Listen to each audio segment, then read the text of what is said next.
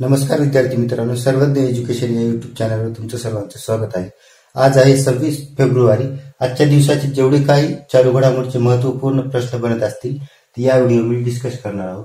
तर पहिला प्रश्न, जगातील सर्वात उंच रेल्वे पूल कोणत्या नदीवर बांधण्यात आला आहे?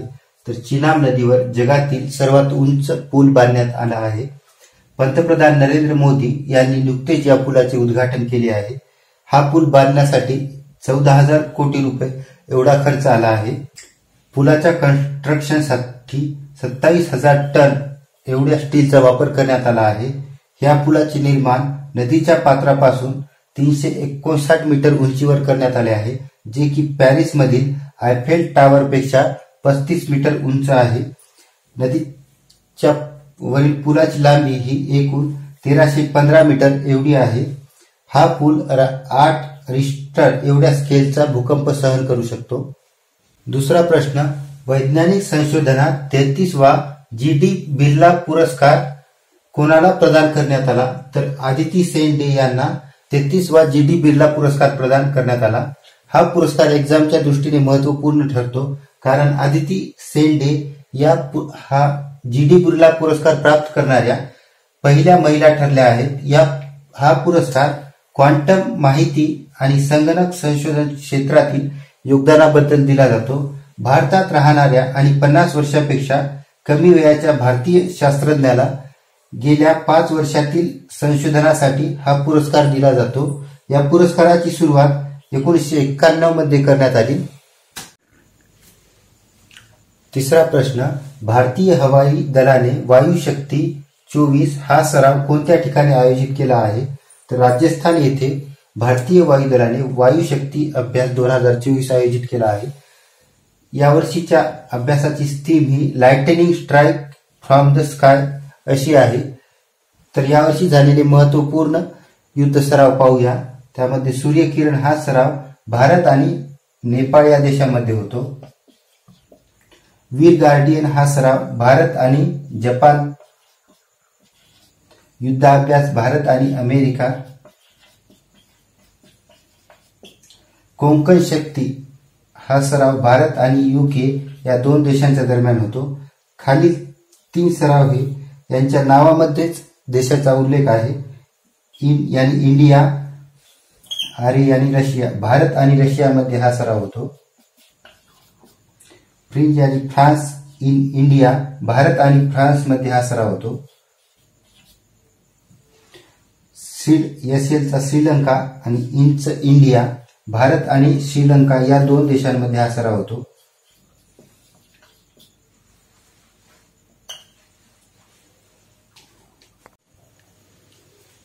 चौथा प्रश्न, कोणत्या राज्य सरकारने बॅगलेस स्कूल हा उपक्रम सुरू केला आहे?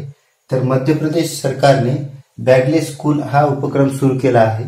यामध्ये मध्य प्रदेश सरकारने इयत्ता 1ली ते 12वीच्या विद्यार्थ्यांसाठी आठवड्यातून 1 दिवस बॅगलेस स्कूल दिवस जाहीर केला आहे। या कार्यक्रमाचा उद्देश हा शाळा ही विद्यार्थ्यांसाठी तणावाची स्रोत नसून आनंदाचे स्रोत आहे हे मानले जावे हे सुनिश्चित करणे हा आहे। 5वा प्रश्न, राष्ट्रवादी काँग्रेस पक्ष शरदचंद्र पवार गटाला निवडणूक आयोगाने कोणते चिन्ह पक्ष चिन्ह म्हणून दिले आहे? तर तुतारी वाजवणारा माणूस हे चिन्ह दिले आहे। चिन्हाचे वाटप हे निवडणूक आयोगामार्फत केले जाते। राष्ट्रवादी काँग्रेस पक्षाची स्थापना ही शरदचंद्र पवार, पी.ए. संगमा व तारिक अनवर यांनी मिळून 1999 मध्ये केली। 6वा प्रश्न, आंतरराष्ट्रीय सौर आघाडीत सामील होणारा नवीन देश कोणता ठरला आहे? तर माल्टा हा देश आंतरराष्ट्रीय सौर आघाडीत सामील होणारा नवीन देश ठरला आहे। हा 119 क्रमांकाचा देश ठरला आहे। ISA यानी इंटरनॅशनल सोलार अलायन्स, याला आपण मराठीत आंतरराष्ट्रीय सौर आघाडी असे म्हणू शकतो।